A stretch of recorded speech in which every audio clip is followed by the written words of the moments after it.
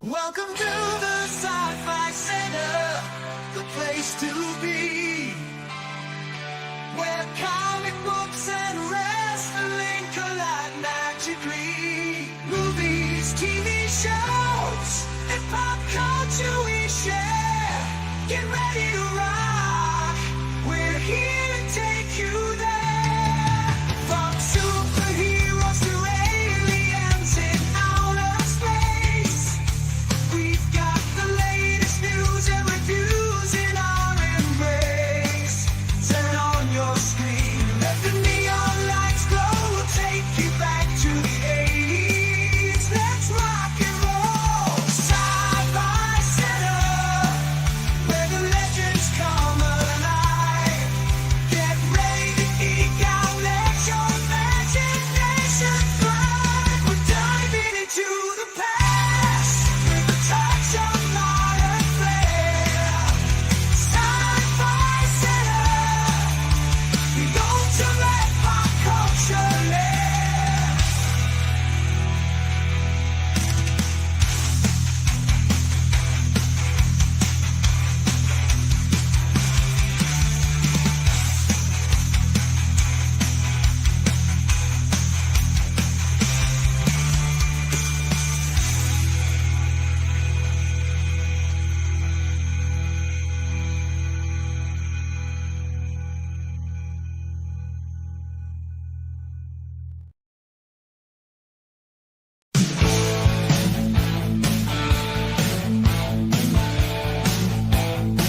Calm down and get your geek at the Sci-Fi Center.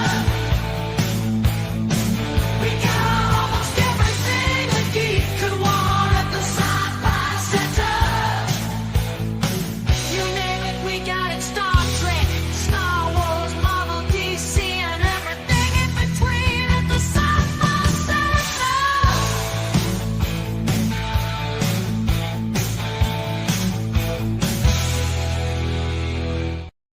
Visit Slim Mint Wallet.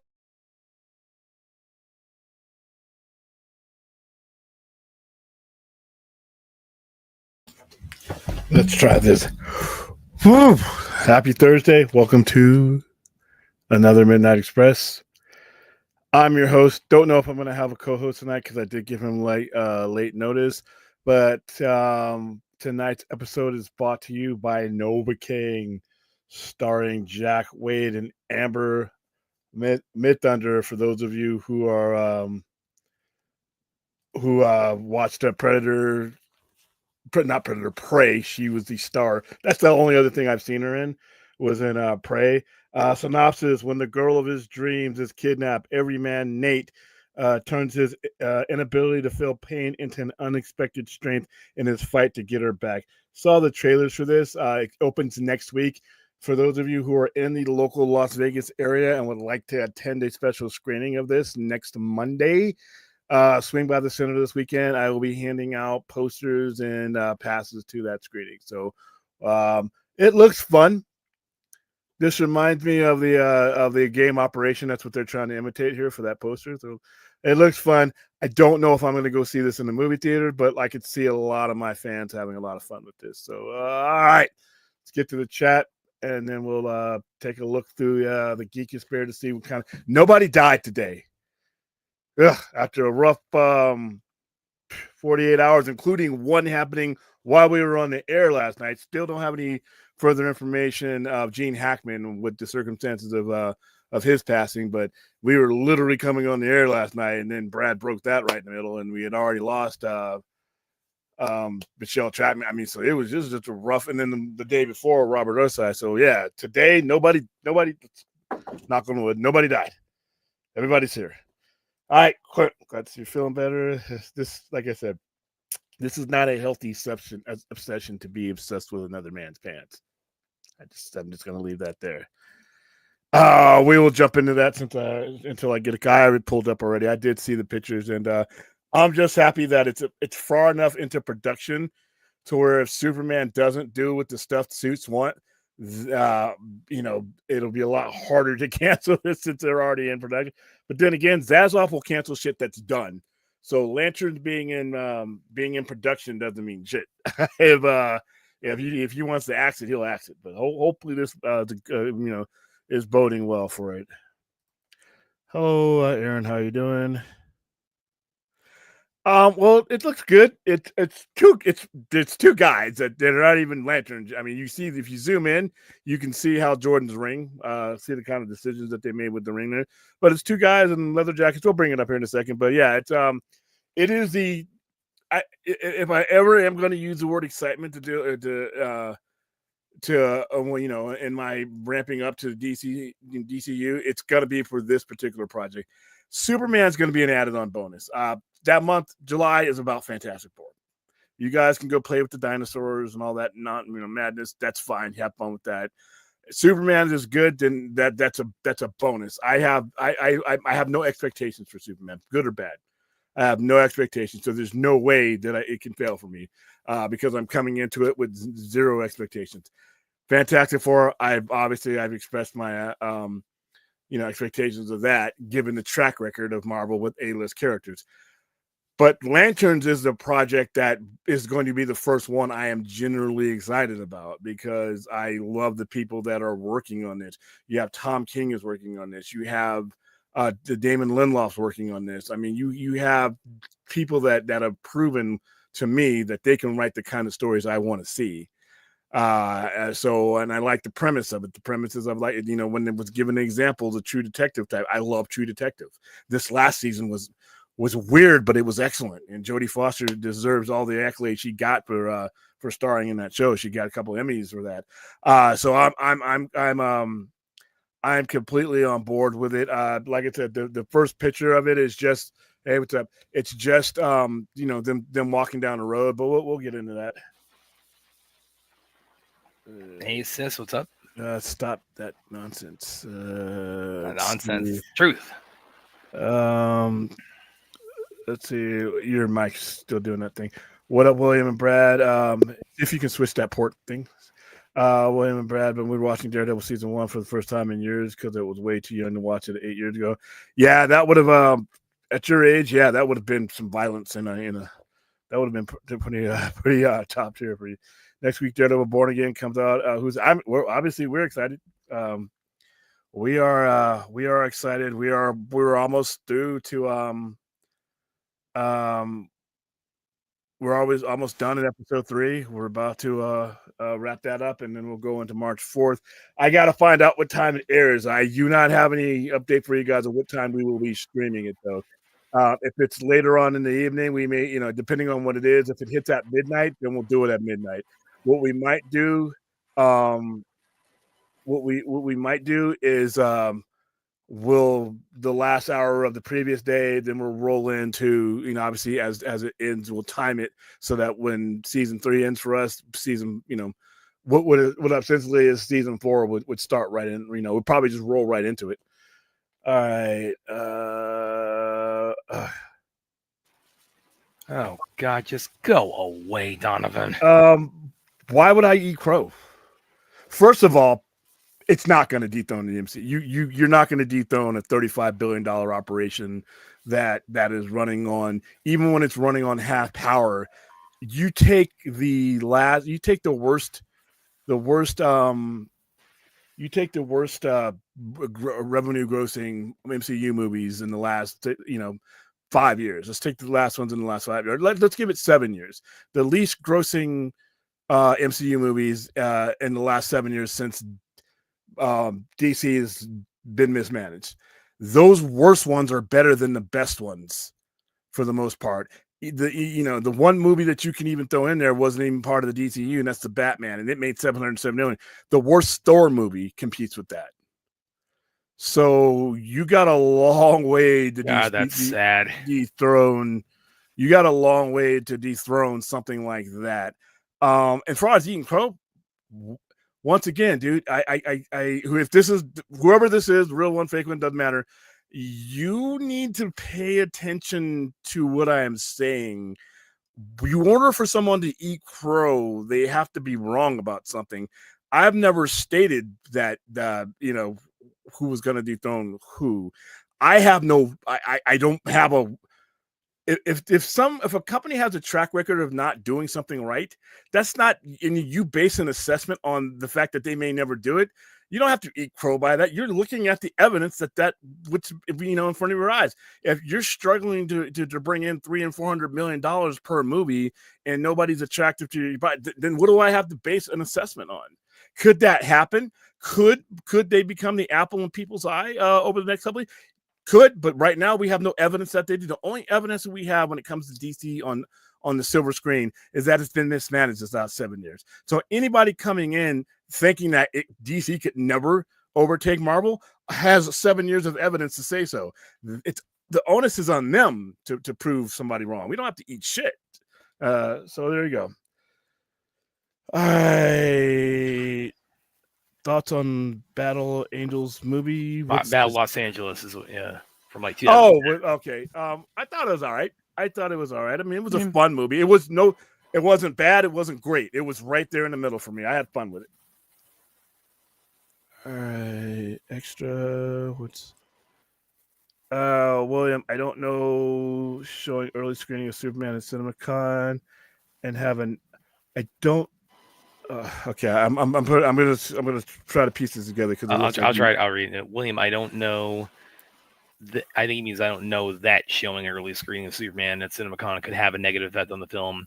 The plot will get spoiled and might sour audiences on it. No, really? Okay, no. He's saying I don't know. He's trepidatious basically about it being shown at CinemaCon because the plot could get leaked and et cetera, et cetera. That'll help it. The only way that hurts the movie is if it's shitty. If the plot leaks and it sounds like some cartoonish bullshit or something nobody likes, then yeah, maybe.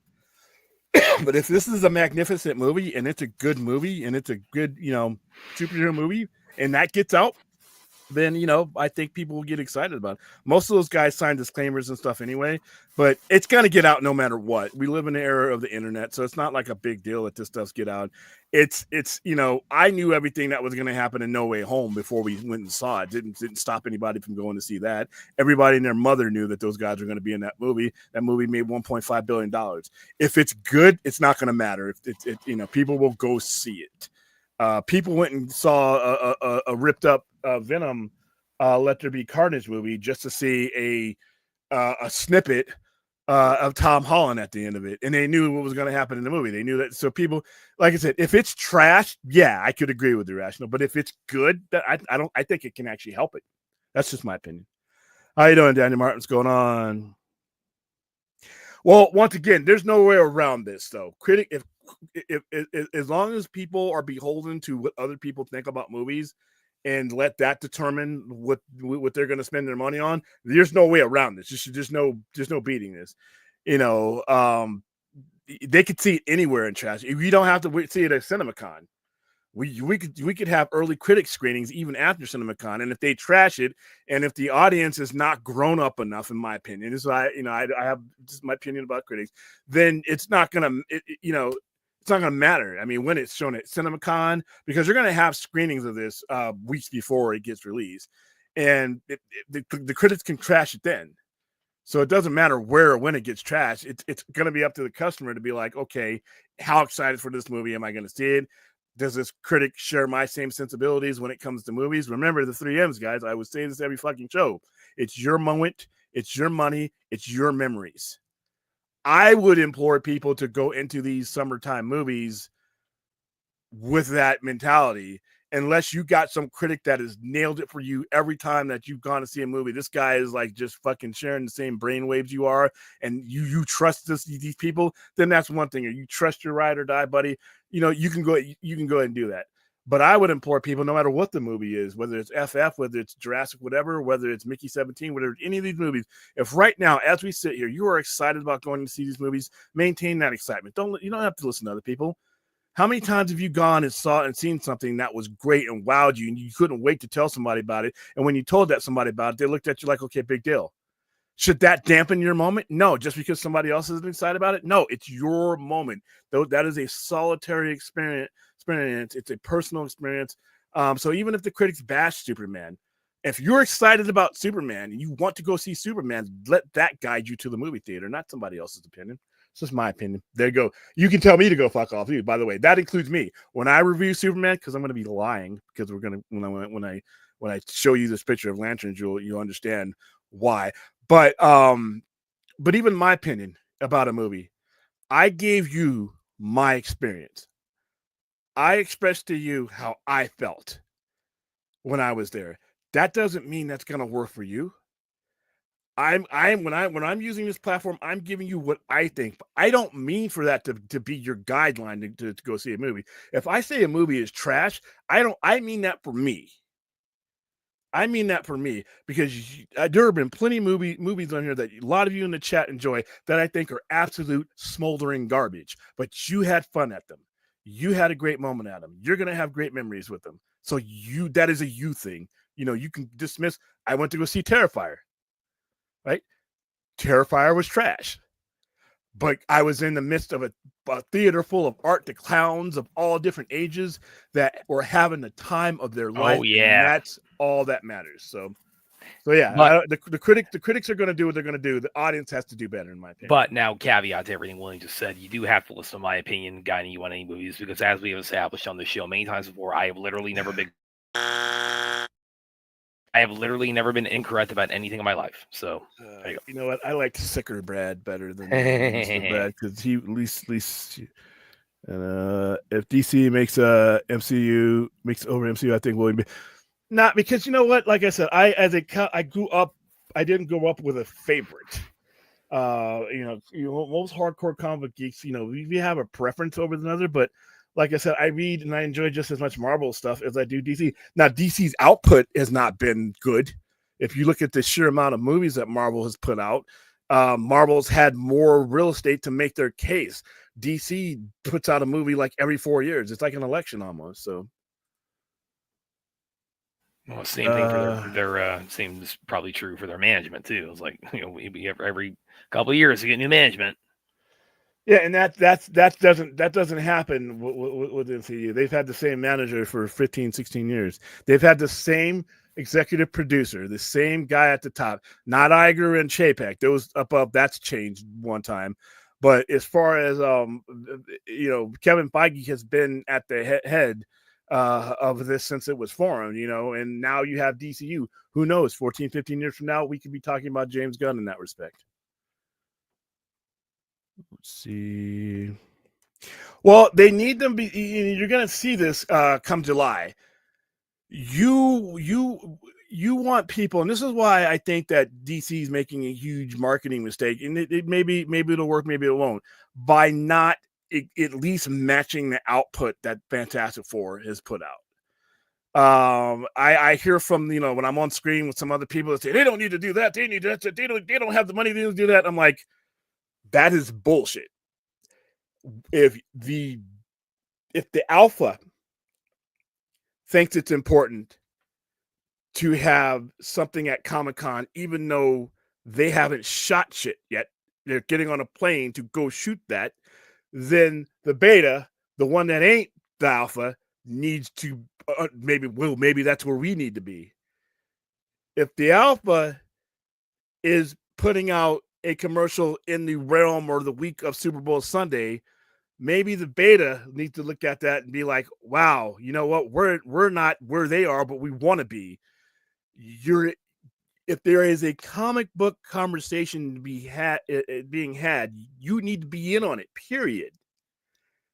If there is a comic book topic being discussed, shown anywhere, you don't stand on the sidelines, worrying about shit. You jump in that conversation. You don't have anything to lose. People think that Warner Brothers is pinching those type of pennies. When it comes to the advertising, the investors, the people who back the money, the legendaries, the Weinsteins, for lack of a better company to throw in my head, there's a lot of nameless guys out there that have these production companies that get the bankers together, that get these guys together, and they make their profit off of all the revenue that comes in, and they get their interest.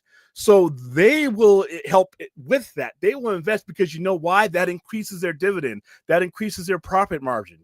If the better the movie does, their percentage off the top is bigger. So they will make that investment for the studio. So whenever somebody tells you, well, Warner Brothers doesn't have the money, most of these movies aren't even being made with their money. Now, the distribution is coming from them, and that's where they take their risk, but that's also where they get their biggest windfall, too. Because when you own the distribution rights to something, everybody has to come to you. But in the case of these IPs, you already have people, when you look at that small print when you're sitting and watching for the post-credit screen, all those little itty-bitty names that are just flying by the screen, those are investors. Those are people that were part of the production and the executive production, going on. Legendary, Warner Brothers distributed Dune. Legendary put up 75% of the money.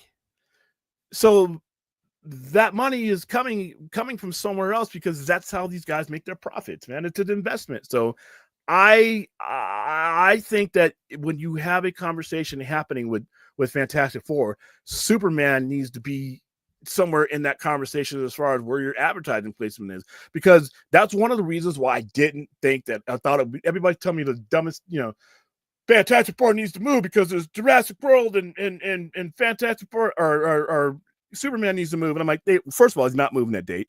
And then they said, well, Fantastic Four is going to move to October. And I'm like, no, they're not. Why? They're not, because you want to be in that neighborhood. Superman is going to benefit from Fantastic Four and Jurassic World. So yeah, I think they Marvel to the lesser point needs DC, because as long as there are people coming to see comic book movies, they're going to make money, and vice versa. It's going to be cool when it's balanced out, where DC raises the game up to where it's two top tier companies doing it. Right now it's 70-30. It's not even that high. It's mostly Marvel that's bringing people to the theaters. Hopefully James Gunn will change that. Who knows? Hello, Antonio Baker. What's going on? William, would you be happy with a grounded Green Lantern series where they don't go into space or make constructs? Well, there's not going to be. I don't think you'll ever see a Green Lantern show where they're not making constructs. Well, I mean, while we're at it with Daniel, why not have a Superman movie where he doesn't wear the cape and he doesn't fly, as was once and he suggested. has long hair and an awful costume, but that's a nightmare we avoided. But no, when it comes to when it comes down to that, I don't need the Green Lantern to be in space. I don't need the Green. There are plenty of stories that we can pull out of the next time I'm at the store where the Green Lantern is not in space. And then there are plenty of in my opinion, plenty of Green Lantern stories to where he is in space and he's away from Earth for months at a time. The setting doesn't matter. It's how they nail the character. Because the threat what if the threat's on Earth that predates man? You know what I mean? What if the threat what if they're on Earth and the threat comes to them? When you say grounded, that's automatically eliminated, because you're talking about two guys with an alien ring that can do all kinds of stuff, and you're not going to ever see a Green Lantern anywhere, whether it be a cartoon, anywhere, live action. You're never going to see a Green Lantern where those constructs are not there. That's literally the point. Like I said, now the setting could be changed. The setting could be Oa.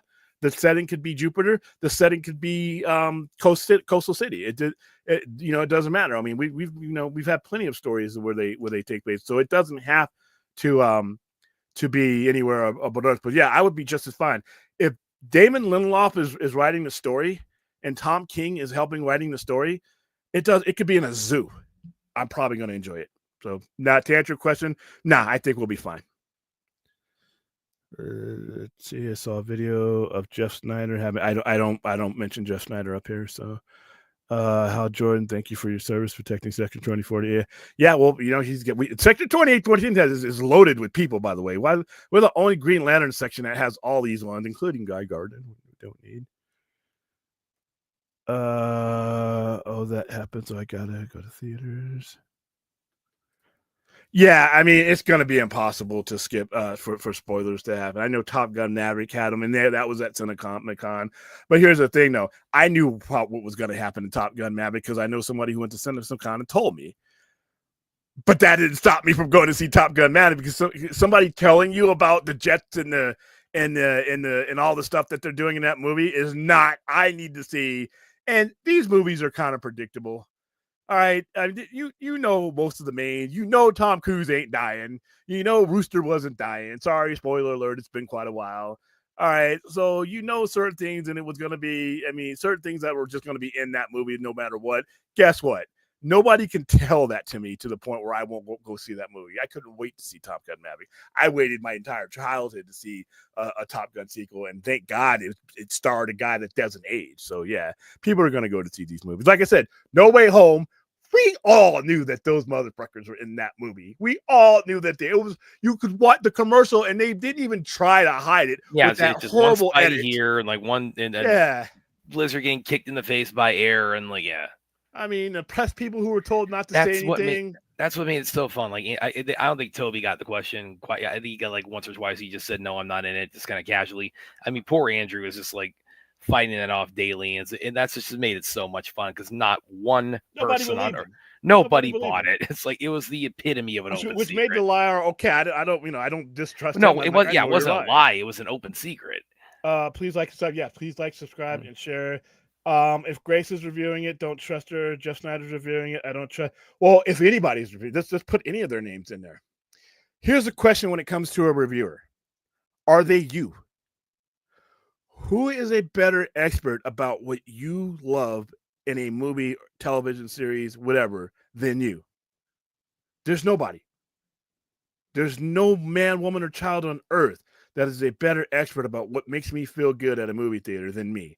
And that goes for the same as everybody who is, even the people who know you to the point they can't cross that line as far as that sensation that you feel when you connect with a movie. So it doesn't matter whether it's Jeff Snyder, it doesn't matter whether it's Grave Randolph, it doesn't matter whether it's any of the boneheads, on any of the aggregates or anything like that, no matter what end, it doesn't matter if it's your next door neighbor. Who has to live with how you feel when you go see a movie? You. I've seen plenty of movies where I can't even talk to people about them because it's like I'm speaking astrophysics to a fucking dog because they didn't get the movie the way I did. That's okay. That's okay. And there's been pretty movies that I've watched, and I'm like, how did you sit and watch this trash without, trying to stick your own head up your ass to prevent from seeing it? But people love me. Say, oh, it's great. I can't believe I got people that argue me to this day that Hot Tub Time Machine is something that should have ever existed. You know what? I saw it. We promoted it. It was stupid. But you know what? There was a bunch of people in the theater in the pre-screening that we did enjoyed the shit out of that movie. That movie's stupid as hell. But that's their moment. That is their connection. Nothing, me peeing on their movie this shouldn't change anything. So, so yeah, it doesn't matter who the reviewer is, doesn't matter who the critics are. A lot of times lately I've been reading critics scores and stuff like after I've seen the movie to see if there's something like, you know what? Yeah. But to let them defecate on my experience before a movie's done or before I've seen the movie, at least fuck that. Fuck that. You pay too much money, you spend too much time watching these things to let somebody else hijack your experience. So that's how I feel about that. I hope not, Mighty Rex. I don't want Guy Gardner anywhere. I don't want a Guy Gardner toy. I don't want a Guy Gardner. I hope he gets vaporized in the Superman movie. I don't want a Guy Gardner blanket. I don't want Guy Gardner pop. I don't want anything with Guy Gardner. And throw Nort in there, by the way, because I know he's coming. I know we're gonna see Nort the fucking Green Lantern dog. I know he's coming because it's James Gunn. Pencil that in, ink that in. We're getting Nort, and it's gonna make me convulse. Whatever. But like I said, I'm also getting please tell me Guy Gardner dies in the Superman movie. He's not gonna die. Please, no, I mean, come on. It's like and it was such an like eye rolling thing for me. Like for like on top of all this other stuff we've gone through, it's like really the first Green Lantern of this franchise is gonna be fucking Guy Gardner. Yeah, this is going to be interesting to me because to me, I think if it had been Kyle, I'd be way more on board with it. Kyle Rayner is why the Green Lantern remained relevant from 1995 to 2011. Because like I said, before Emerald Twilight, before Green Lantern Volume 3 or 4, because it'd been canceled a bunch of times before, that book was on its way to getting canceled. That's why they let Ron Mars and all those guys do that. So one of the reasons why they gave them the license to do that, because in the 90s we were all desperate anyway.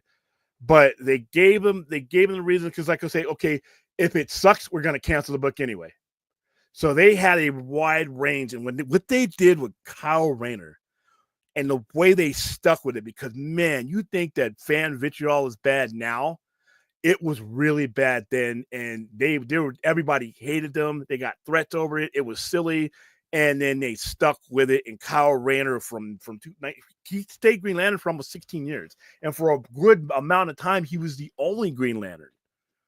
So I would love to see Kyle Rayner in this. I think he would. I think that's on my wish list.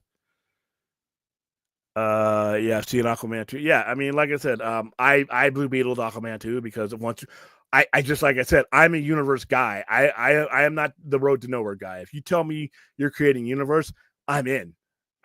You know, until you fuck it up, and then I'm out. So yeah, but there's a Mexican and Irish Kyle Rayner. He's is he?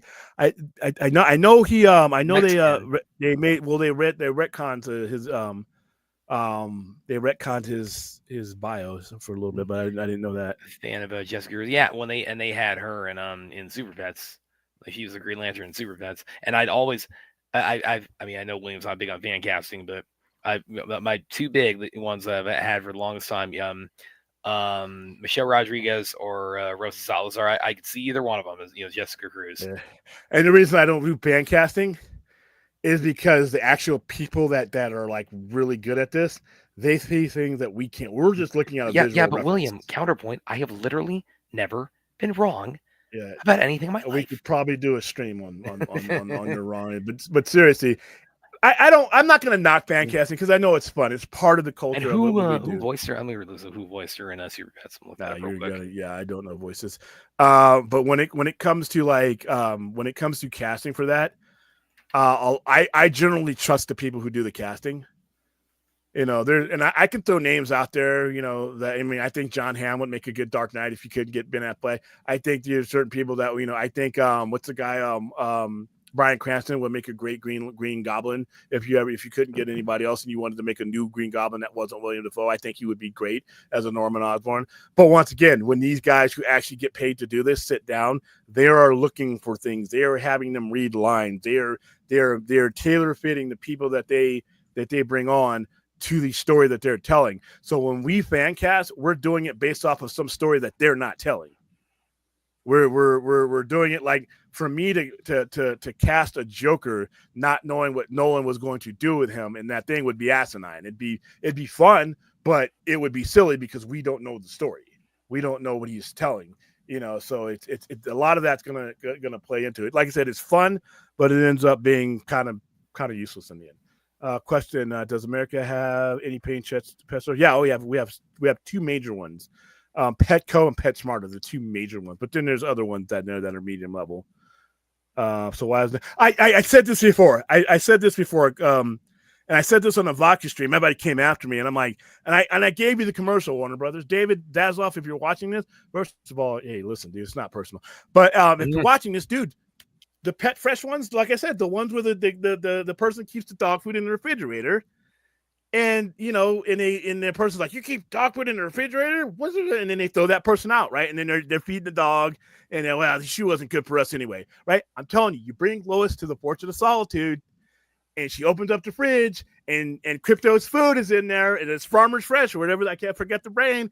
And she's like, you keep Crypto's food in the dog, but he's a dog. And then Lois is out in the snow, burning, Rachel Brosnahan's doing all this shit, and then Crypto and Clark are together, and he's feeding them. I don't know, dude. The movie could suck. The movie could be CW bad as far as mid-year CW bad. When I'm talking smoke side, dark side, Smallville bad. It won't matter because the kids are going to drag their parents back to see this movie over again. Dude, there better be a Crypto popcorn bucket. I can't imagine Crypto if you don't have a Crypto popcorn bucket in the makings. Come on now. So we don't even have to have a very good movie. You can make a lot of money off of a bad movie. I'm not saying Superman's going to be bad, but business-wise, you can make a lot. That dog is a moneymaker, dude. When you take your dog to somewhere and people are petting the dog, you could be a piece of shit. You could have goat horns and be breathing fire. If you got a cute dog, the dog, oh my God. That's what animals do to us. The good, the ones of us that are good. Everybody else is a psycho. But people, dogs, a cute puppy and all that is universal. That's universal, man. Dogs, cats, I don't know. People like cats too, but cats aren't as personable as dogs. Dogs, man's best friends. Dogs love humans. Humans love dogs. Dude, I like I said, that dog is going to bring them where they need to be financially. So, yeah, I don't know, Aaron, why they haven't. I've been screaming this out. I thought they should have had that. Dude, you had Puppy Bowl. I thought they should have done a lot more Puppy Bowl. I thought they should have had a Super Bowl commercial. But everybody's like, oh, they don't need a Super Bowl commercial. No, did you see the Super Bowl commercial? They all suck. So what? The hell does that have to do with you? Guess what? If the Super Bowl commercial sucked this year, you putting a good one there because it's going to stand out even more. So, yeah, I am worried about I'm not as worried about the quality because, like I said, James Gunn has proven to me that he can tell stories that I can get into. And if I'm patient, like I said, I was patient with Peacemaker and I ended up enjoying it. I liked Suicide Squad. So I don't have a problem with that. But I'm worried about the marketing as far as how this, because if you got a marketing campaign that is rolling, a lot of the times it can turn a lot of these other things, these criticisms and stuff into white noise. If you're marketing your movie like a diamond, the background noise, I didn't think it was that great a movie. But you know what? The fucking 8-year-old who's clutching the crypto plush toy is not hearing you. You know who's hearing that kid? His parents. Mom, Dad, let's go see Superman again. The kids are going to be, if they connect with crypto, they're going to be your multiple viewers. Just like they do with the cartoons and the Moanas and all that. You know what the parents aren't going to see, though? They're going with their kids. They got the kids are dragging mom and dad in there. And they're buying the popcorn buckets and they're buying the stuff, man. If you get the kids involved in this, and like I said, crypto is the key, crypto key. There you go. Then I think they're going to be okay. I'm waiting for it because I'll order a bunch of crypto merchandise for the center because I know it's going to sell. First crypto pop that comes in, I want the big crypto pop that has him dragging Superman. That's going to sell. I mean, the little toy, the stuffed animal toy with him dragging Superman. That literally needs to be like a silhouette on a T-shirt, him dragging Clark across the snow. I don't know, man. And listen, I'm just throwing this shit out there. I'm a bonehead. They got people that are like literally like 6-figure people that's all they do. They went to school for this. They got promoted through the chains of this. And I'm worried. But maybe we'll get, to May in June, and we'll just start seeing a whole bunch of crypto. Once with the Zaslav thing we were talking about last night, it's like the more I think about that, the more that really just is starting to indicate to me, yeah, this guy's another Emmerich or Hamada in the making. No, well, okay. The only thing that he has in common with those guys, well, at least two of them, is that they're not studio, they're not movie people, they're not studio heads. Emmerich was, but not in the way you need to compete for the attention span of comic book people. See, here's the thing. Emmerich is just an old cut and paste studio exec. When you're trying to grow comic book IPs and make that connection, that's the advantage that Feige and them had for so long. You now have a guy in James Gunn that understands that. I just hope I need him to, hey, yeah, but you have a guy above him who doesn't. But if he's not listening, listen, something's going to have to break. Something's going to have to break because if you have to market this and you have to spend the marketing dollars to do it, or what's going to end up happening is the white noise will overtake your momentum. If you're not speaking for your movie, other people are speaking for your movie, and I would hate for this movie to be good and be worthy of box office success, and they didn't market it to the point to where it's like the critics and the knuckleheads and the pundits are doing this talking and people are listening to them. I'd rather have people listening to an ad campaign promoting the movie than a bunch of talking heads on the internet, including myself. So I hope they figure it out. Like I said, and I hope I'm wrong. Like I said, maybe those marketing geniuses that make a lot more money than I do talking about this stuff. Maybe they're gonna pull something out of their ass last minute, bam, and it's gonna go. Or maybe they're gonna do everything I'm saying, but they're just waiting. I don't think I've been telling people for a year that they needed to start, because you got to get out of the mindset. And this is when I'm on other streams that drives me absolutely fucking crazy. Do not compare Superman's promotion to any other promotion. If you do, it will fail. You cannot. That's number one. This is a unique circumstance, good and bad, that you may not get a do-over on. That's the first mistake I think people make when they try to compare. Well, you didn't do this or that. Who gives a fuck? All right. Now, the other thing I think, and I really hope they don't make this mistake, is that we're not just promoting Superman. We need to be promoting a big wave of DC. And it's getting better. It's getting better. I wish it were better on the motion side, the picture side. It's getting there. It's not as bad as it's been. With Absolute, the DC All In, and some of the stuff that they're doing in the comics, the sales are there now. The sales are supporting, and when your comic book end is doing good, you're generating stories that can be adapted other words. So I think that the two things. I hope they don't take a generic approach to promoting this movie, because this is a very unique situation.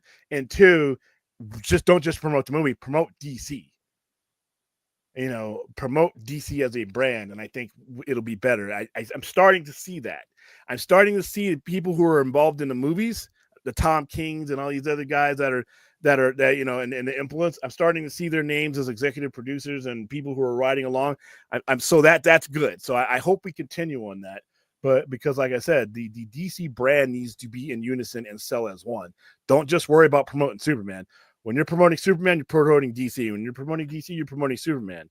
It all works. So I hope this all works out, because I want to have fun conversations about DC again. All right. Birdman comes to mind. I couldn't believe how much Enoch hated it, and I absolutely love it. Yeah, and I know a lot of people who didn't like Birdman. I thought Michael Keaton should have won the Academy Award for that. The movie wasn't necessarily best movie quality, in my opinion. His performance carries that movie in ways that that's his best performance, in my opinion. So yeah, Guy Gardner's a jerk. Yeah, Guy Gardner's, Hal Jordan kept saying Guy Gardner's a jerk. But yeah, Guy Gardner's supposed to be then let's go Villains Fly. Let's go ahead and bring this up, because I like I said, it's a simple picture. But that's exactly when I picture them in my comic book geek mind. That's why that's who I'm. The right amount of gray is in it here. He's the right age for what the story that they're telling. I don't know. See, I'm kind of a little bit more on the. I mean, if I didn't know this is a Green Lantern show, this is promoting, I couldn't tell you this is a Green Lantern show image. It doesn't need to achieve that. I mean, it's like I would have liked to have seen them in the suits, or where the construct, or like some kind of active, I don't need to see that Green Lantern. This isn't a promotion. This is just a picture that got out. This is not that they put out. This is not a promotion. When it's time to, like, I know, I don't know how far in the production they are in this and when this is actually coming out. Well, I think they've probably been filming for like a month, I think.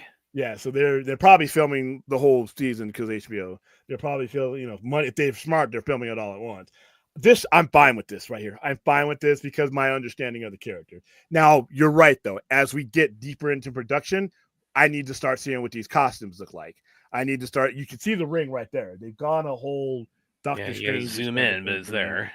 Yeah, it's there. But you know what? It's the ring. It doesn't matter what the ring looks like. It's what the ring does.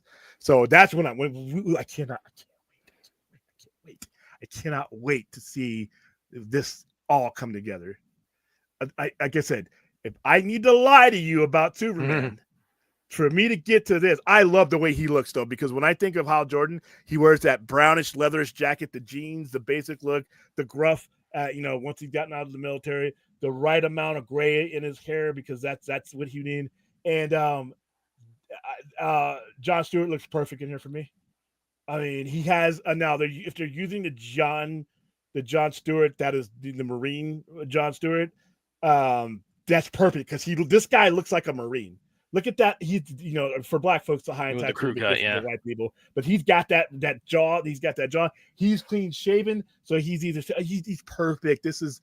Yeah, would I love to see? Would I have loved to see it open up and seen a picture with them creating a fucking bulldozer with Now, the Green Lantern? yeah, Yeah, but now the counter that I will allow on this is the fact that their suits and obviously the constructs definitely will be CGI. The yeah, suits are likely to be CGI because that's just probably that's CGI overlay. Yeah, Yeah. I don't want to see Listen, I don't want to see any practical effects in this. I don't want to see any practical effects. Have we? Well, I mean, whatever your opinions are on the Green Lantern movie, I don't think they did a lot of practical stuff in it, did they? Nah, they didn't do a lot of good stuff either. But hey, that's the more I get closer to this, the more I'm gonna. I couldn't hate that movie anymore. I thought everything about that Green Lantern movie was wrong. The only good thing about it is how Sinestro came off. Yes, and That's it. Mark Strong, he was pretty awesome, Sinestro. That's it. I don't think that's not like properly Sinestro. That's him like he's still a Green Lantern. I don't think the Green Lantern was a good casting. I don't nothing about that. I thought the villain was stupid, but in their defense, I thought the villain was stupid in the comics too. So I think Parallax or Krona, because again that version of Parallax is like the version of Parallax in the movie is basically it's a bit of a retcon where it's basically Krona from the Guardians of the Universe becomes Parallax.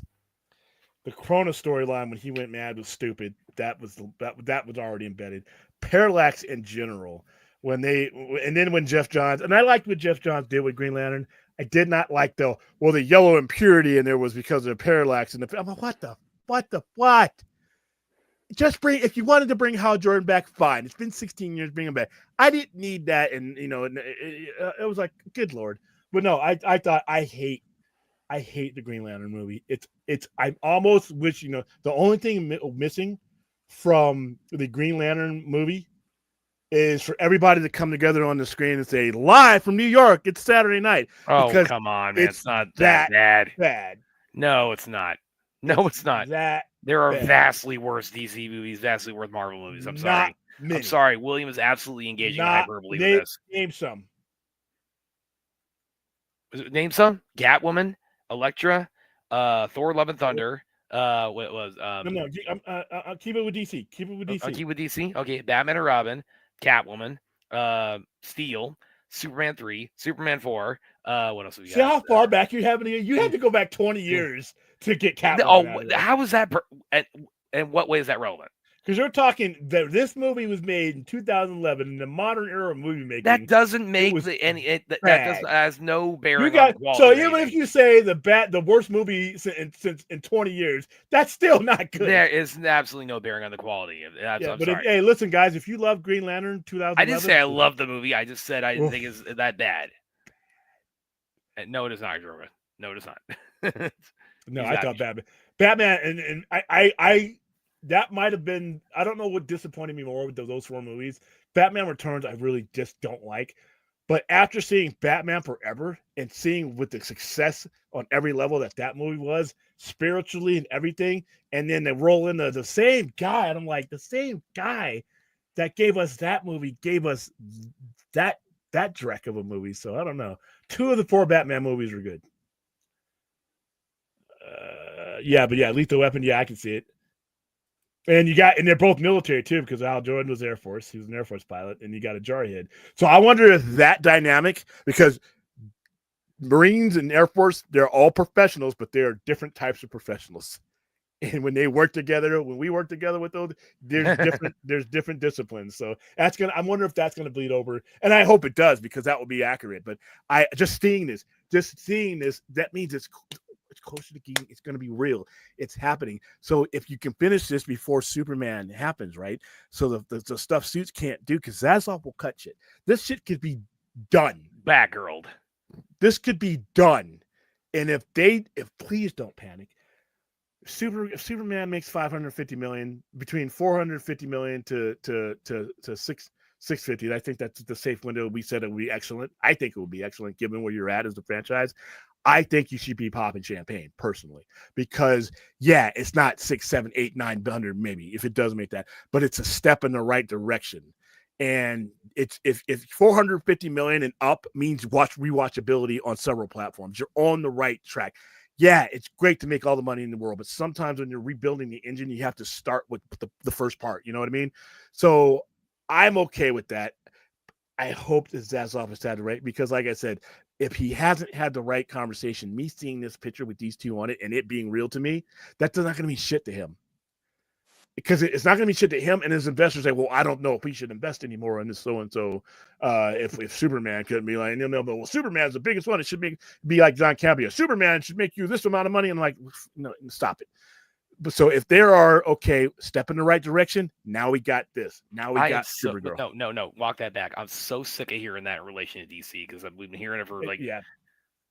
Pick another phrase, because that has bad connotations to a particular period, and B, it's just like every. How many steps in the right direction do we have to take before skeptics are satisfied you have walked the mile or two? Well, the what skeptics are you talking about? Fans, I don't give a fuck about. Critics, I don't give a fuck about. I'm talking about internally, as far as how the investors and the executives who make the decisions that there even is a next step feel about the company. They have to rightly feel that they're headed in the right direction in order to continue to finance these things. And I just hope that the schematic for success has been established and laid out to, okay, look what we were at. We were at Harley Quinn and the Fantabulous. I don't just give say a fuck the title. What the title is. For once, the title. I don't even remember the title. Birds of Prey and the Fantabulous Emancipation One Harley Quinn is not rocket science, man. No, rocket sciences would have been not naming that. So we got that. We got that movie, right? We have Blue Beetle. We have all these things that we couldn't crawl over a certain amount. So, and it's each of those damaged the brand. So here we are trying to restart the brand, given all that damage. I need the people who are making the decisions to understand that it doesn't need to crack the atmosphere of money this time around. It does need to be the step in the right direction in their eyes. And if they can see that, then we're going to get Green Lantern. Then we're going to get Paradise Lost. Then we're going to get Swamp Thing. Then we're going to get these things. But if they don't see it as a step in the right direction and they're judging it with what I consider to be unfair criteria, then this could be completed and in the can, and it would stay there. So I'm hoping that Zaslav had the right conversation with the people who make this, because like I said, he has bosses too. Those stockholders can say, hey, no, we're not doing this. Oh, we only got 450, 550 for Superman. You told us $1 billion. Dude, Zaslav, if you're watching, please tell me that you gave them the long-form conversation. Please tell me you didn't give them the CinemaCon spiel. Oh. Again, and this is where I'm going to be Debbie Downer. All this, what? Yeah, but here's the thing: you're not an investor. To what extent does Zaslav strike you as the kind of guy to have done any of that? It's 50-50, dude. I give it 30-70. I mean, I'm sorry to sound the pessimist on this, but that joke thing we read the other night, that really did a number on my. Well, that's a fair piece of information to throw in, because, yeah, if you're thinking long term, you don't say stupid shit like that. Yeah. Oh well, there you go. Again, I'm not trying to rate on. Now I'm at 40-60. I'm not trying to rate on your Lanterns parade, man. It's. Well, no, listen. If it's business. If I don't think Superman is going to bomb. I don't think it's going to bomb. I think it's going to make a good amount of money. Hell, shit. Like I said, this whole crow eating bullshit. If Superman were to make $1 billion, like I said, all it takes is for the fucking kids to connect with that damn dog, and that's 250 million right there for you. Yeah, and see, Aaron was asking earlier about like pet. I mean, we have PetSmart. You know, like pet chains based, and that's international, isn't it? PetSmart. So it's like, I mean, there you go. That's just baked into, like, or that should be baked into. I mean, they should have crypto all over every PetSmart in the country. I mean, damn, every PetSmart, every pet commercial, the dogs and ticks and fleas, anything that you sell and you buy for a dog, they should be meeting with those people and doing bartering deals, saying, it doesn't have to be a lot of money. Warner Brothers owns networks that these people can air their commercials on. And guess what? if you promote this with this, we can give you ad time that we don't have to charge you for it. Or versa, if you want to license it, say there are people who are going to pay Warner Brothers money to license these things, and Warner Brothers makes that money. So, man, there's so much money out there when it comes to that dog. I do have. I can see it. I don't know how relevant he'll be because he's not the same type of Green Lantern. Yeah, but guess what?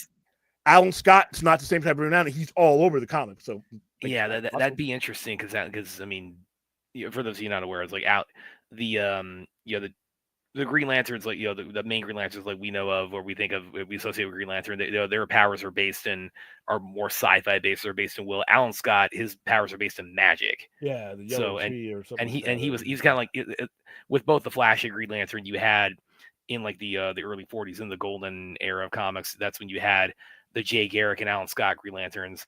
Then like when did Hal and Barry come around? Like in the 50s.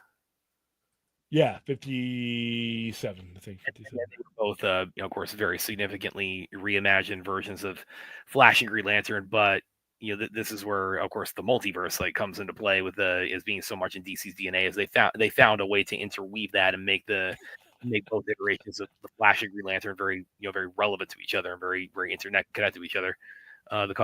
That's because man, domesticated dogs to be dependent on people. While hey, it works, man. I know Crypto doggy. I mean, whatever Clark gives Crypto in that movie, there needs to be boxes of that shit at Walmart or pets everywhere, man. That's just me,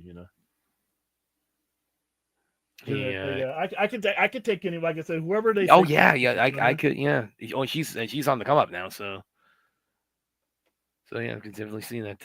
Aaron says, I don't know if this Green Lantern show will be the type of success it hopes it could be. Well, again, it's like, I mean, this is the fly in the ointment on just so much of this. It's just is David Zaslav for me. Is again the haphazard way that all of this has come about in the first place, and then so many things that have happened since this tenure started. Leading up to the Joker to like scolding of Abdi and DeLuca that was reported on, and him. That that is true.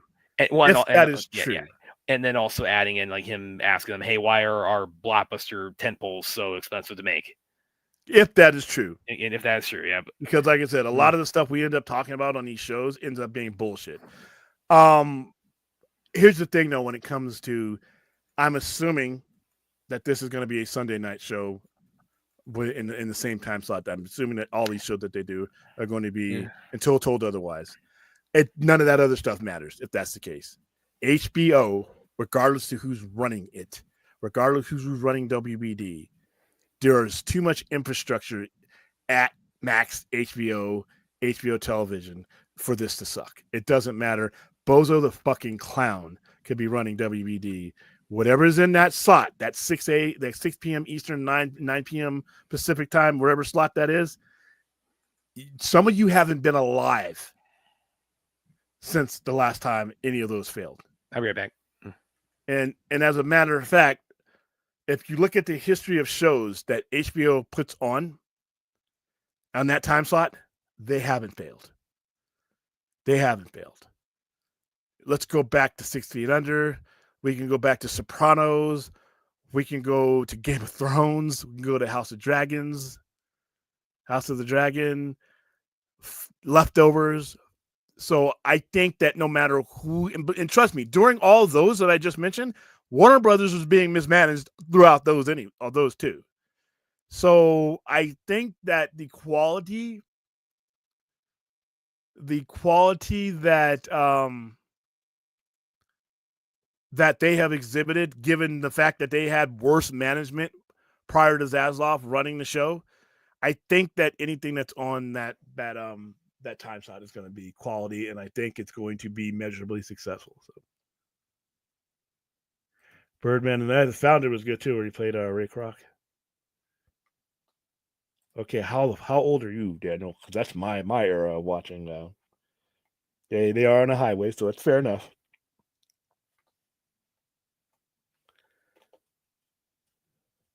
Yeah, I mean, the dude looks like yeah, for the contemporary Jon Stewart, I that's perfect for me.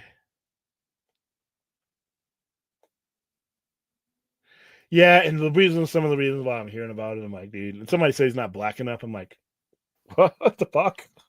Oh, I came back at the perfect time there. Yeah, that was talking about Mm. the earlier Oh, criticisms because of and like William is like you said on the show before, like the like you personally, you take greater offense to being told you sound white than to yeah, getting like referred to by the N word. the N word. Yeah. I would rather you rather than, and I know some people mean well. I know you mean well. I don't. I always tell people, and I tell them in a setting to where I don't have to really go after any one person. You telling me that has the same impact as calling me the N word, because what you're saying, whether you mean it or not, it still has the same effect. What you're saying is that the English language in complete sentences is some exclusive club, and I can't get in. Right? Yeah. That Yeah. there's no expectation for me to be part of this English speaking thing. English language is free. Public schools, they give it away. So let's see. The suits have to be CG. Yeah, suits have to be CG. Yeah, exactly. Yeah. I'm just scrolling down. Najee, by the way, since we're doing a little bit of a kind of first look coverage tonight, there's actually one from Daredevil Born Again I just came across a little bit ago. I'll go ahead and pull up here in a minute if you want to go ahead and do that. Yeah, go ahead and pull it up now. Okay, yeah, this is a GIF or a clip. It's actually dropped like I guess about 2 days ago. I don't know how I missed it, but Hey, Drake, what is Drake? Drake's black. I don't know what point you're trying to prove there, dude. So I don't know how I missed this, but man, this excites me for the show even more than I already was. Look at this. Just look at this. Look at this, William. Look at this glorious. Look at this. I mean, Yeah, look at this. they're Bullseye saying, like threw knives at him or something, and he's just beating the hell out of him. I hope this is a new improved Bullseye, because that's, like I said, my disappointment. Well, he's got his you can tell he's in the suit, but he's got his mask off at this point, Yeah. so they're clearly going to town on each other. But and man, he does beat him viciously. He paralyzes. oh yeah. Bullseye was in traction for months. He was in the hospital. He was from head to toe. He couldn't move. Well, and also, this is something we've talked about in the Daredevil watch parties is that they have said Born Again apparently is even bloodier more violent than yeah. Which I don't. Wow, because this definitely sells Kingpin, me on that. Because again, look at him. It's like he's punching him repeatedly as he has got like 4 knives sticking out of him. Kingpin took a guy's head off with a car door. Exactly. Graphically, how much more violent can this be? I'm there for it, but damn. I mean, the only thing that if we're talking about like specific examples, like okay, this would the equivalent would be like this show actually shows the guy's head like being severed from his body as he's slammed over and over. I mean, did somebody sneak into the Disney the offices and they're like, hey, yes, man, look at this, Aaron, look at this. I'm pretty sure other people besides Aaron and you can appreciate Daredevil being on somebody. I mean, look at this glorious just martial. All right, take it down. It's heroic raid alert. I hate gifts because they're just me staring at the same thing over and over again. No, I got to see this like in its entirety now. It's like I need this right now. But maybe it'll be in the first. I mean, again, I just keep going back to this fight scene. It's happening. Daredevil has got like 8 like blades stuck in him, and really, in all seriousness, is like this has got to be a raid influence because, and the reason I say that is the final fight scene of the raid has the part where Mad Dog gets the fluorescent light bulb stuck in his neck. It's like every time you mention the raid, it's like that keyword that puts me to sleep because there's no. Anyway, Drake is not dark skinned. This is the 3Ds, man. Drake is not dark skinned, so you Forrest, being of color, you know that we come in different shades and we're still black, right? You do understand it. I got relatives in my family that are shades lighter than I are, and we share the same blood. I'm black. They're black. I don't know what you're trying to say here. I think it's this fourth thing. So I think maybe you're just trolling. I don't know. Yeah, I got to watch this GIF a couple more times here because God, I love it. I love this. I love this. It could only be more violent if Gareth Edwards directed it. Now Brad is a fake rape and he hasn't watched it. Well, actually, it's funny you should say this too. Well, a couple things actually kind of related to that drop today. First of all, William, did you see the news that the Beekeeper 2 is in the works? No, I did not. Yes, the Beekeeper 2 is in the works, but there is a little bit of a twist to that. It is not going to It's be called David Ayer. It will not be David Ayer directing it. It will be a felony to Timo Tchahanto, who the fuck who is was he's from he's from he was a filmmaker from Indonesia. Okay. He's actually made a lot near and dear to my heart, like Headshot, like Night Comes for Us, like The Shadow Strays. He also and he's also he's got coming up. He's coming up this year. Was the director of Nobody 2 that's coming up, so he's really on the come up. Now, he's expanding beyond the Indonesian industry. That's fine. That's great. This movie, this character, and the characters that David Ayer does are David Ayers for the most part. I mean, well, I mean, it might have been also. It's like, yeah, again, I don't know why it's like David has come back. It might have been just like something like he's got something else, in the pipeline, and just like is, he just had to pick which one he wanted to make. And because I don't show up for just a generic karate movie. I like what the David Ayers effect on those characters. Yeah, and I get you there. I feel you there, man, and that's why I'm so really looking forward to the Working Man, because again, like David Ayer, yeah, that's him. It's just so clear that he and Statham just work so well together. I mean, they're just such a match made in heaven. I mean, I guess I have to see if this new guy gets what out of Jason Statham would, but I don't know if he's going to do it in a different way. It might not be a bad way, but it's not the same way as I get you. That's where I said that's why I knew it's like when I talked about this in the show. Now it's like, okay, it's a little bit like a monkey's paw thing probably for William, where it's like, okay, Beekeeper 2 more Statham, like Stathaming, but this time no David Ayer. I mean, I give it a shot. I mean, I'm not going to knock until I see it. I mean, it could be just as good, if not better, but. That's you're taking, one of the two elements that make that character work and made that movie work, and you're taking one of them away. Now, is he going to be executive producer? Is he writing a story? Is he doing the screenplay? So there's some things. So he may still be involved, just not as director. So yeah, and I said, I'll take a look at it. I give it a shot. And again, I don't know what reason there is why he's not returning to Red, other than he just might have a different project in the works. And it's like, okay, I'm doing this. I just can't fit this into my schedule. So, but the studio wants to make part 2. So it's David might have said, okay, it's like I can, write the script or I can executive produce, but I can't direct. And that's, I mean, that might be a schedule conflict. I don't know. Yeah, I mean, that happens all the time. So you'll find out. I'm not saying he's not black, but Jon Stewart has a bit. Well, you got to realize he's been depicted in comic books and cartoons. When we're dealing with real people, I mean, it's like, I mean, I'm okay if you, when we draw, when we put black people, when people who are drawing black people, some of the black characters are created by white people. Maybe they don't have the understanding of the culture the way it is. But like I said, there's a reason why as a white black person is fine. There's a reason why as a white man I'm not making any comment on any of this. I mean, if the guy in that photo is black, he's black enough. I tell you what, you look at him. You can look at biracial people. God, just listen to that. The fact that we have to describe it as he's black enough. Yeah. Barack Obama is biracial. He comes from a white mother and a black father. When we acknowledge and the society sees Barack Obama's black. Even though he has two different cultures in him, the society, even including black society, sees him as black. We see him as the first black president. Now, that's not dismissing his mom's heritage. His grandfather was in Patton's army. But how society works, for better or for worse, that's how it goes. That guy's black enough. I mean, he don't need to be, fucking. Yeah, that is like, but really, it's like, why? Again, I'm keeping out of this end of the conversation. But with that said, it's like, how is this like something where like we have to say about a black superhero? Okay, the guy playing him is quote unquote black enough. I understand what you're saying, Forth, and technically you are correct. And I know some asshole, by the way, is going to clip this out and like try to spin this as like me. Oh, they'll do it. I don't care. Watch the whole fucking show. Like and subscribe while you're at it. Biracial. Technically, you are correct, but societal wise, it just. And I'm not saying it's right, but I'm just saying that's how it's perceived. Well, also real quick, the other thing too, that again was raid related. We got it, and I don't know if we can play. We'll probably get demonetized. No, you're not getting. But I was talking a little bit a while back about on the Baka stream about Gareth Evans he is coming up with a Tom Hardy called Havoc.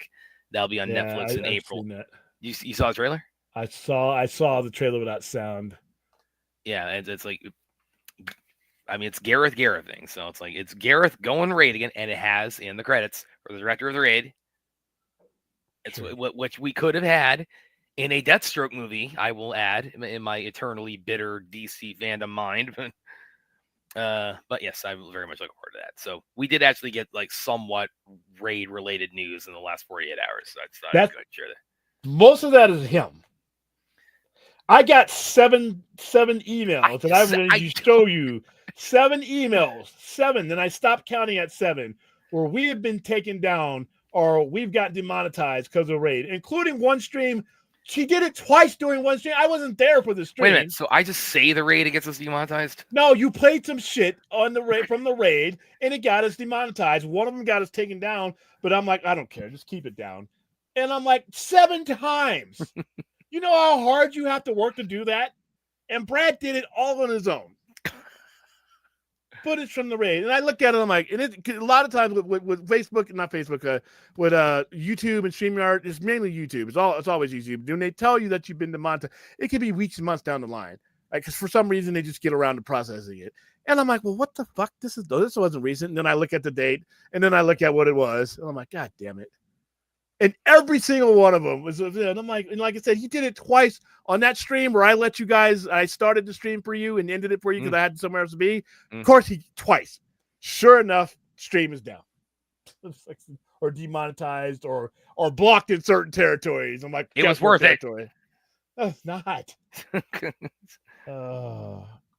Yeah, that's what it literally was. And as we get bigger, we can't be doing that shit. I mean, one of these days we'll just we'll clip that of Brad saying he doesn't care about the ethnic background of Yeah, I get. I know it's just like even saying what I did about like somebody's gonna take that. Somebody will clip it. Somebody's gonna say it's like, oh, Brad's racist because he's no. And I did the talking on that one is because, like I said, listen, we're not, even with amongst black folks, it's when you have that drop of blood, when you have that drop in you, and you were perceived as black, and that really, in all seriousness, that does like just strike. It's just so bizarre to me, like that. There's even a conversation to be had about that, that the conversation can involve the words "he's black enough." That is so weird to me. It's like I don't. Listen. I never want when it comes to someone's blackness, it's not just a skin color, because that hue in your skin and in many places in this world can define the environment that you have access to and grow up in, and how you are treated, not just by any other ethnicities, but your own ethnic group. So everybody's going to have a difference, and I'm pretty sure there are a lot of light-skinned people, that have to go through it a lot of, and like I said, you're living the black experience in your own way. So like I said, we come in all different types of shades, but like I said, when it comes to the modern perception of it, and I'm not saying it's 100% right, because like I said, when you call Barack Obama just black, you are dismissing the other side of his heritage that brought him on to this planet. But at the same time, it's just rhythm with us, and maybe it'll get better with years going on.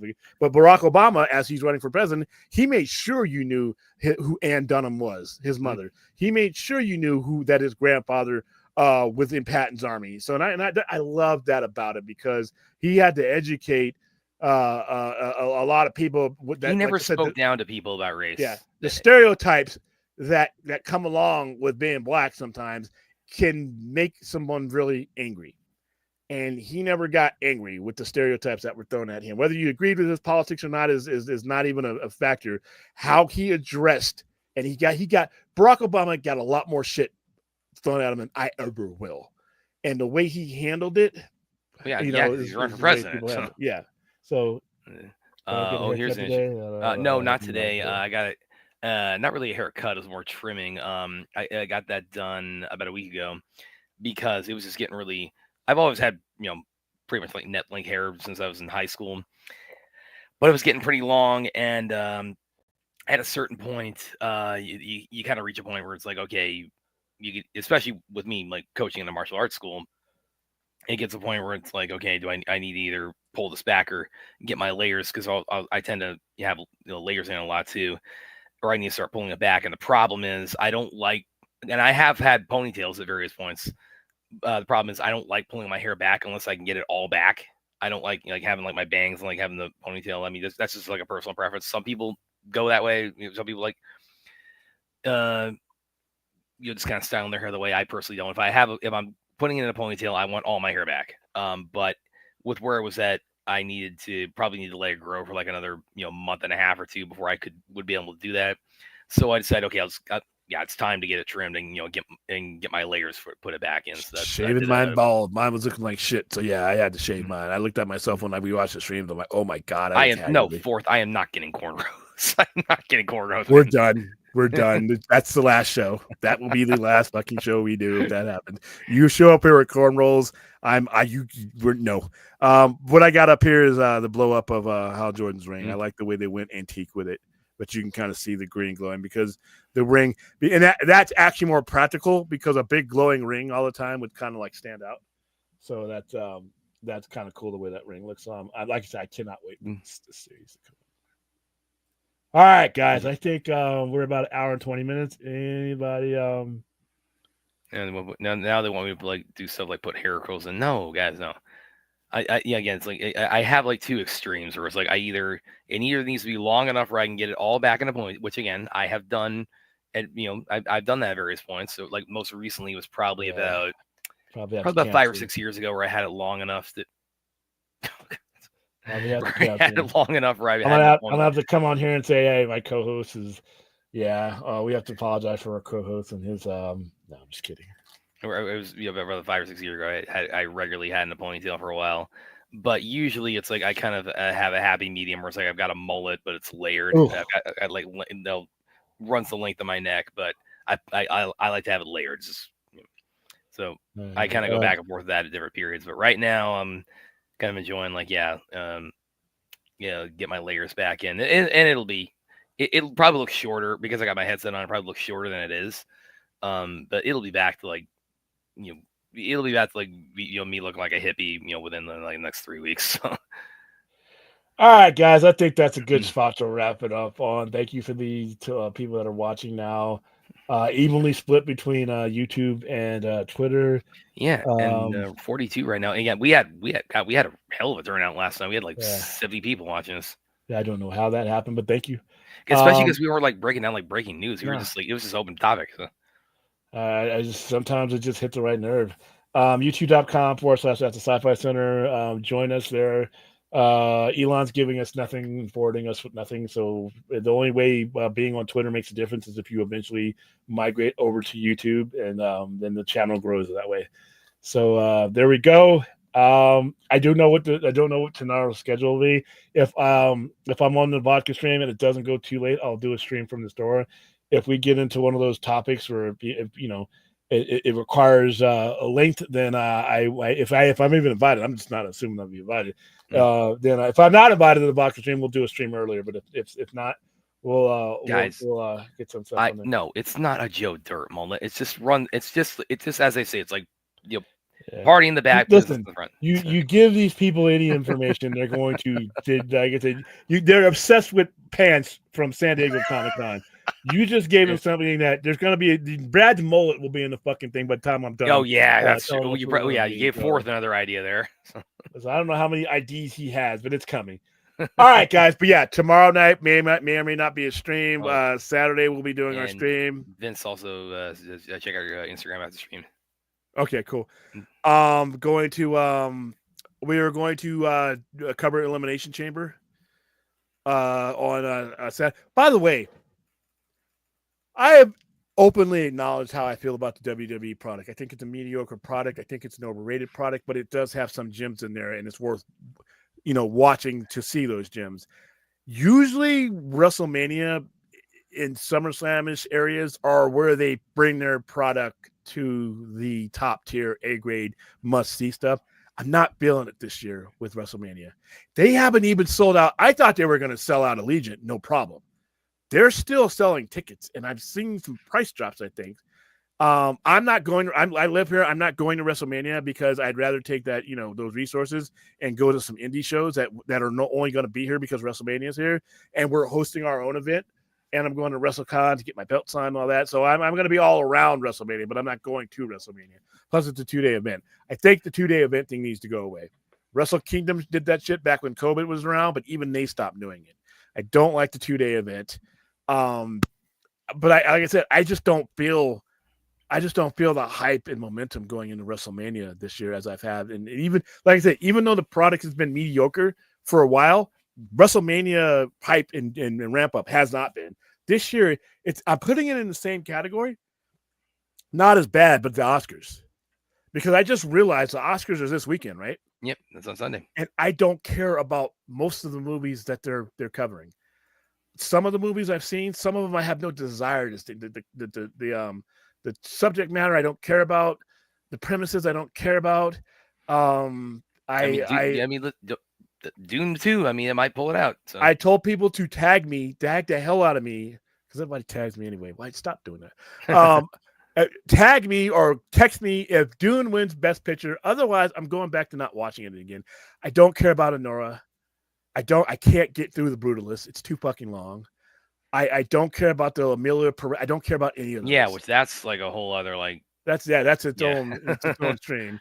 What's the other one? The Substance. Wicked, I think the Substance. Wicked. Wicked is up, which I know very much to Aaron's delight. I couldn't care less about Wicked if you gave me a hamburger for free to eat and say, William, I need you to care less, and I'll give you another one. No, I don't care. I told you guys when we played the trailer and got demonetized. Then when we played the trailer about Wicked, I told you guys have all the fun in the world with this. This looks silly to me. And so like I said, most of these movies are like movies. I'm like, I wouldn't want to see them for free. And now they're going to be the best movies and all that. I hope Demi Moore. I enjoyed The Substance. It's gross as hell, but okay, I'm happy to hear about that. Some of these other movies, I'm looking at them. I'm like, what? And don't change. Oscars, don't change. Do your thing. Just because I no longer feel any attachment whatsoever to the Academy Awards. That's just a me thing. I've grown away from it. I realized this, last year, the only reason I watch these things is to see if somebody's going to get their lights punched out. And that's not a good reason to be watching an awards show.